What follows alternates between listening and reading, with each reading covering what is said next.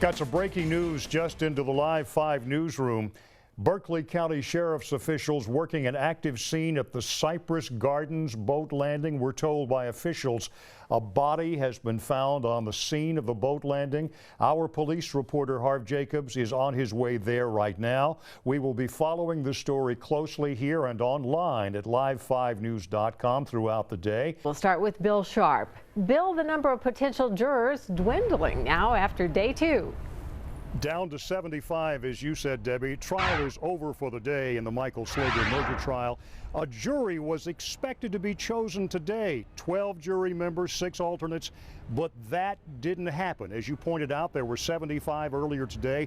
That was expected to be whittled down. What happened? Police reporter Harv Jacobs joins us now. Harv, they were hoping that a jury would be seated today. That didn't happen this afternoon as expected. At 7:30 p.m., firefighter Brandon Thompson radios for help. This marker represents where Brandon Thompson was found. But he shouldn't have been here at all. You see, on the night of the fire, he was covering a friend's shift right here. Our Bill Sharpe is standing by with the very latest outside the courtroom live. Bill?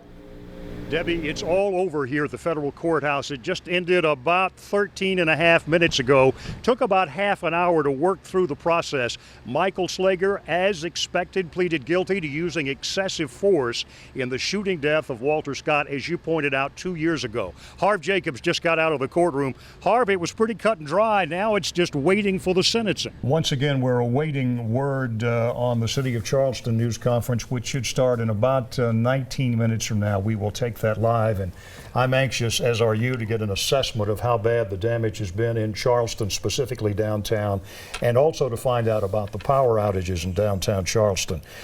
So this has been a nasty storm, but the good news is when you and I talked to Pat O'Neill, the mayor of Sullivan's Island, not nearly, at least at Sullivan's, what we had during Hurricane Hugo. Thank goodness. About 8 months ago, Donald Trump was here in the Lowcountry worried about winning our state's Republican primary.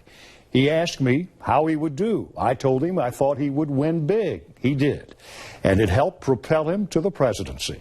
2 days before his big win in our state primary in February, I sat down with then candidate Trump for a one-on-one interview. Tonight, a look back on what he said then about some of the major issues facing him and the country. If we can do something special here, we're going to run the table. That was Donald Trump talking with me one-on-one back in February, 2 days before our state's Republican primary. Running the table here, as he put it, helped set the stage for his winning the presidency.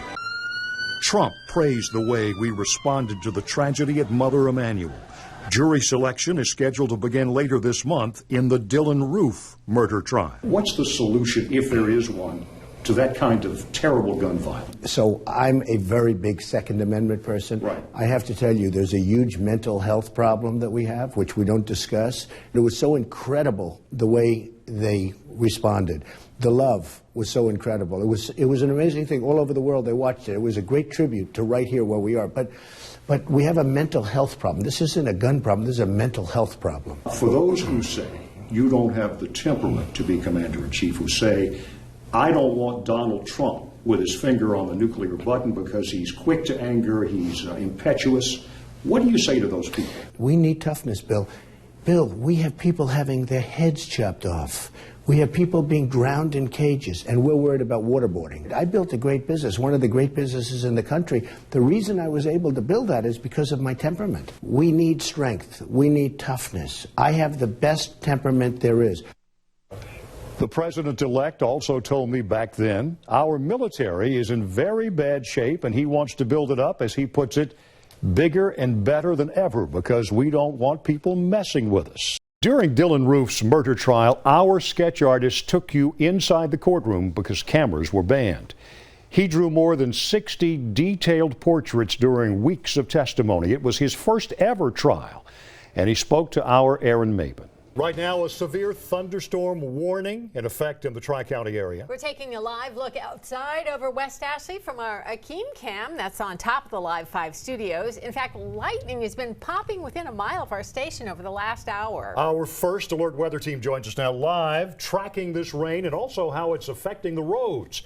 Let's start with our chief meteorologist, Bill Walt. Once again, the jury is expected to be chosen perhaps as early as tomorrow. That means opening statements from both the defense and the prosecution could happen tomorrow afternoon, and potentially, maybe not, but potentially testimony could actually begin tomorrow or certainly Thursday.